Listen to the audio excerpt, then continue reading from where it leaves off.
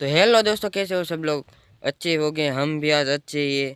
तो मैं कहता हूँ कि जो भी मेरा वीडियो देख रहा है तो उसको मैं वो ही कहना चाहता हूँ कि तुम्हारे से जितना हो सके उतना शेयर करो, जितना हो सके उतना सब्सक्राइब करो और जितना हो सके उतना लाइक करो, कमेंट करो। तो दोस्तों, आप लोग देख ही रहे हो मेरा घर कैसा है।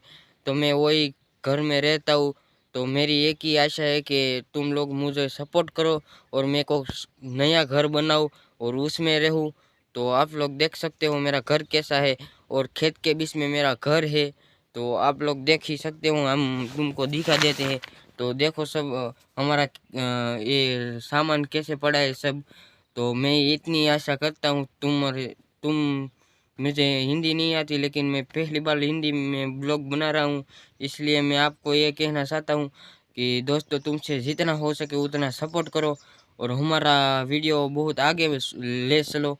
तो बस उतना ही मेरा कहना है। तो आप लोग ने देखा मेरा घर कैसा है।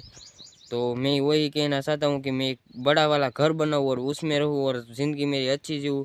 तो आप लोग का सपोर्ट का ज़रूरत है मेरे को। तो प्लीज़ दोस्तों, एक सपोर्ट ज़रा सा कर दो मेरे को।